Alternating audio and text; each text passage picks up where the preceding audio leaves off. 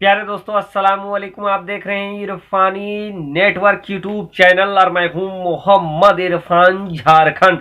दोस्तों, मथुरा की मस्जिद, मथुरा और इस्लाम का खुला दुश्मन, कुरान का खुला दुश्मन वसीम रिजवी को लेकर एक ऐसी जानकारी निकलकर सामने आई है दोस्तों, जिसको सुनकर यकीनन आप सोचने पर मजबूर हो जाएंगे कि अल्लाह तबारक व तआला लानत का तोक कैसे एक इंसान के गले में पहना देता है और दुनिया वालों के सामने वो इंसान कैसे जलीलो खार होता है और अब जलने के लिए भी तैयार हो गया है। प्यारे दोस्तों, वसीम रिजवी पर आई एक ऐसी खबर जिसको सुनकर आपका कलेजा भी दहल जाएगा।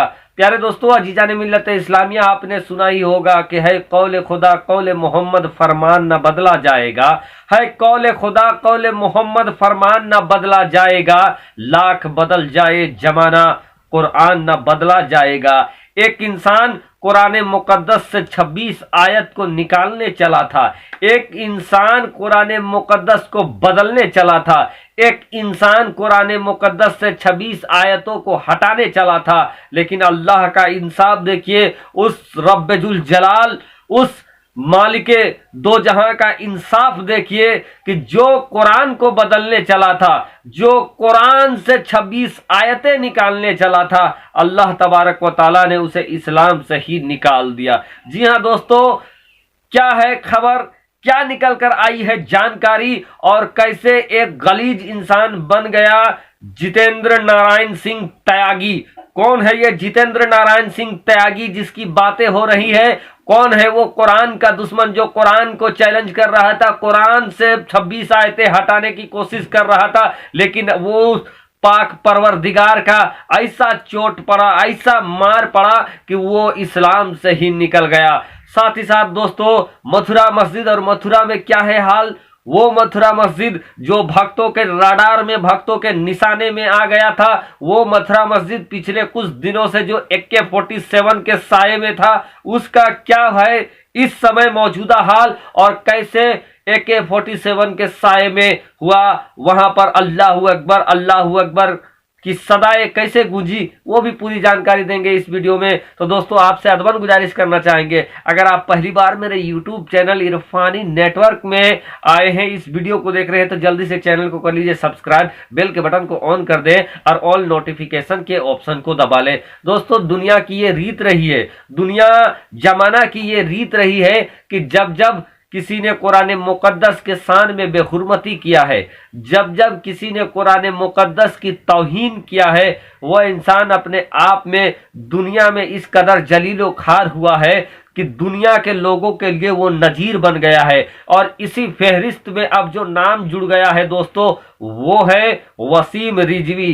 जी हाँ दोस्तों, वसीम रिजवी पहले था, अब इस वसीम रिजवी ने इस्लाम धर्म को छोड़कर इसने हिंदू धर्म को अपना लिया है। और अब ये वसीम रिजवी था, लानती सद लानत हो इसके वजूद पर। अब ये वजूद से भटका हुआ इंसान अब अपना धर्म परिवर्तन करके अब वो एक हिंदू बन गया है। और दोस्तों, चूंकि इसके कर्म कांड जो काम थे पहले से ही बेदीन वाले था, लेकिन अब ये खुलकर इस्लाम धर्म से हटकर अब इसका नाम हो गया है जितेंद्र नारायण सिंह त्यागी। इसने बाजाबता जो जानकारी निकलकर सामने आई है दोस्तों, इस्लाम के एक और खुला दुश्मन जिसको दुनिया जमाना यति नरसिम्हानंद के नाम से जानती है, यति नरसिम्हानंद के पास जाकर इसने अपने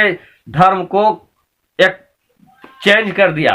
दोस्तों, भारत में धर्म परिवर्तन करना ये कोई अपराध की श्रेणी में नहीं आता है, अपराध नहीं है। ना कोई किसी को जबरन किसी दूसरे धर्म में कन्वर्ट कर सकता है। अगर कोई स्व इच्छा से अपना धर्म को परिवर्तन करता है तो इसमें कोई अपराध भी नहीं माना जाता है, कानून भी इसे गलत नहीं करता है। और इसी तरीके से वसीम रिजवी ने मुस्लिम धर्म, शिया धर्म को छोड़कर अब वो एक हिंदू बन गया है और उसका नाम जितेंद्र नारायण सिंह त्यागी हो गया है।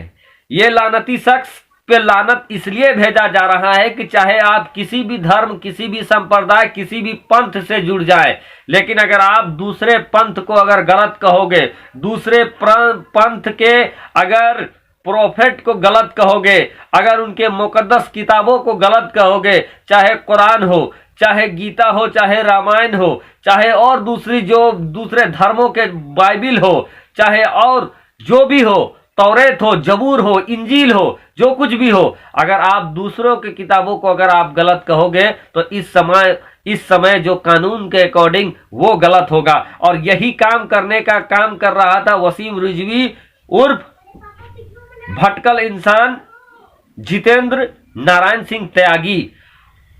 इसने कुरान को बदलना चाहा, कुरान से 26 आयत को निकालना चाहा, लेकिन उस रब्बे जुल जलाल की ऐसी लाठी पड़ी कि यह खुद इस्लाम से बेदखल हो गया। सबसे पहले जिस सिया वक्फ बोर्ड के चेयरमैन हुआ करता था, वहां से ये इंसान जलीलो खार होके हारा, और उसके बाद ये डासना के मंदिर का चक्कर लगा रहा था। इससे पहले ही वहां घर के माथा टेक कर पूजा पर्चना करके आया था, लेकिन कल इसने आधिकारिक तौर पर ये सनातन धर्म, हिंदू धर्म को कबूल कर लिया।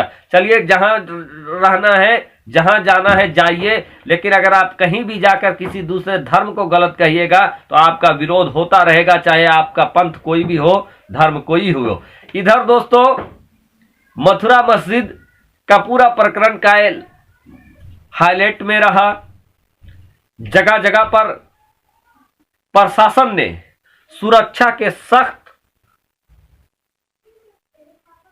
इंतजाम किए थे, और इसी इंतजाम को देखते हुए जो भगवा ब्रिगेड की 12 बटालियन थी, जिन्होंने अलग अलग तरीके से मथुरा की शाही मस्जिद में किसी ने मूर्ति रखने का, किसी ने लड्डू गोपाल का जलाभिषेक करने का, तो किसी ने और कुछ की जो घोषणा कर रखा था, पुलिस के बूटों की मार के डर से और पुलिस की सख्ती के डर से ये लोग अपने ही थूके को चाट लिया, अपने बात को वापस कर लिया, पूरा मामला पासपोर्ट हो गया।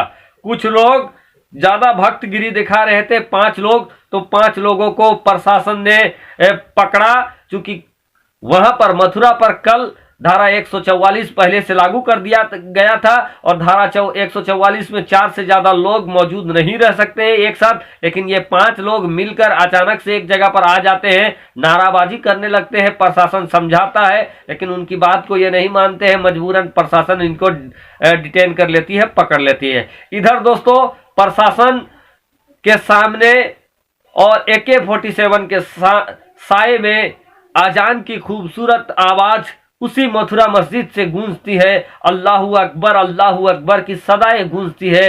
अल्लाह तू बड़ा है, अल्लाह तू बड़ा है की आवाजें गूंजती है, सब सुनते रहते हैं, और अल्लाह तबारक व ताला अपने ही अंदाज में अपने घर की हिफाजत करता है। वो खाली के कायनात कादिर है हर शय पर, वो चाहे तो कुछ भी कर सकता है। एवरीथिंग इज पॉसिबल फॉर अल्लाह। शुक्रिया, आदाब।